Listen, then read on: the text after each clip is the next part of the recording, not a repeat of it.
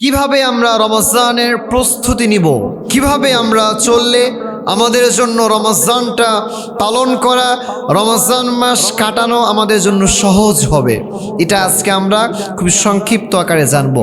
দেখেন, প্রত্যেকটা জিনিসের পূর্বেই কিন্তু আগে প্রিপারেশন নিতে হয়, প্রস্তুতি নিতে হয়। যারা এক্সাম দিতে যায়, এক্সাম দেওয়ার আগে প্রিপারেশন নেওয়ার দরকার আছে না নেই? আবার দেখবেন, যখন আমরা নামাজে যাই, নামাজে যাওয়ার আগেও আমরা প্রিপারেশন নিই। কি প্রিপারেশন? উজু করি। উজু করা ছাড়া কিন্তু নামাজ হবে না। ঠিক সেম ওয়েতে কিছু প্রিপারেশন এমন আছে, যদি আপনি এগুলো ভালোভাবে জেনে নেন, আপনার জন্য রমজানে আমল করাটা অনেক সুবিধা হবে এবং আপনার জন্য পুরো রমজানটাকে কাজে লাগানো অনেক বেশি সহজ হবে। রমজানের গুরুত্ব অনেক বেশি। নবীজি মুহাম্মদ সাল্লাল্লাহু আলাইহি ওয়াসাল্লাম বলেন, যে ব্যক্তি রমজানে একটা নফল ইবাদত আদায় করবে, রমজানের বাইরে একটা ফরজ ইবাদত আদায় করতে পারলে যে পরিমাণ সওয়াব হয়, সেই পরিমাণ সওয়াব আল্লাহ তাআলা দান করে দেয়।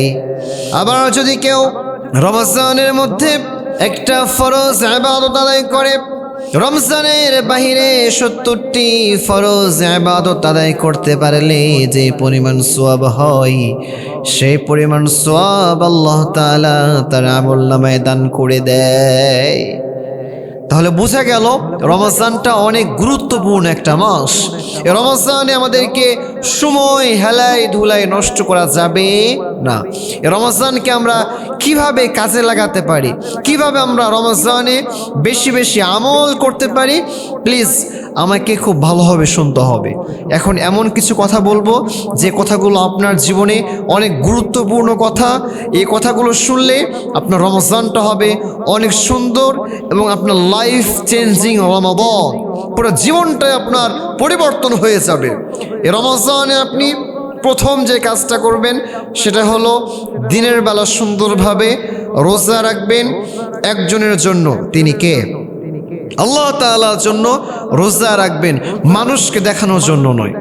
আমরা অনেকেই এমনভাবে রোজা রাখি অথবা এমন নিয়তে রোজা রাখি, যদি রোজা না রাখি তাহলে পাড়ার লোকে কি বলবে, সমাজের লোকে কি বলবে, উম্মুকে কি বলবে, আমার যে সমাজ আছে সে সমাজের প্রধানকে কি বলবে, এগুলো মনে করে অনেকে রোজা রাখে। কিন্তু প্রিয় ভাই, মাথায় রাখবেন, যদি আপনি রমজানের রোজাগুলো এই নিয়তে রাখেন যে আপনাকে মানুষে কি বলবে না বলবে এগুলো থেকে বাঁচার জন্য, আমি আপনাকে লিখে দিব আপনার এই রোজা 4 আনারও আপনার জন্য উপকার হবে না। বাট আপনি যদি রোজাটা রাখেন এই উদ্দেশ্যে যে আল্লাহ, এটা তোমার বিধান, তোমার এটা আদেশ, আল্লাহ তোমার আদেশটাকে ফলো করার জন্যই আমি রমজানের রোজা রাখছি। আল্লাহ তুমি তো বলেছো রোজা রাখলে তাকওয়া অর্জন হয়, রোজা রাখলে খোদা ভীরু বাড়ে। আল্লাহ এই জন্যই আমি রমজানের রোজা রাখছি। মাথায় রাখবেন, রোজাটা রাখা শুধুমাত্র তাকওয়া অর্জনের জন্য। আল্লাহ তাআলা সূরাতুল বাকারার মধ্যে বলেন, يا أيها الذين آمنوا كتب عليكم الصيام كما كتب على الذين من قبلكم لعلكم تتقون। আল্লাহ বললেন, ও আমার ইমানদার বান্দারা শুনো শুনো, ও আমার বিশ্বাসী বান্দারা শুনো, তোমরা যারা ঈমান এনেছো তাদেরকে বলছি, তোমরা রমজান মাসে সিয়াম পালন করো, রমজানের রোজাগুলো রাখো, কারণ তোমাদের উপরে রমজানের রোজাগুলোকে ফরজ করা হয়েছে। ঠিক তেমনি ভাবে যেমনভাবে তোমাদের পূর্ববর্তী সব উম্মতদের উপরে রমজানের রোজাটাকে ফরজ করা হয়েছিল। সুবহানাল্লাহ পড়েন। কেন? লাআল্লাকুম তাত্তাকুন, যাতে করে তোমরা তাকওয়া অর্জন করতে পারো, যাতে করে তোমরা আল্লাহ তাআলার ভয় এটা তোমাদের নিজের মধ্যে ডেভেলপ করতে পারো।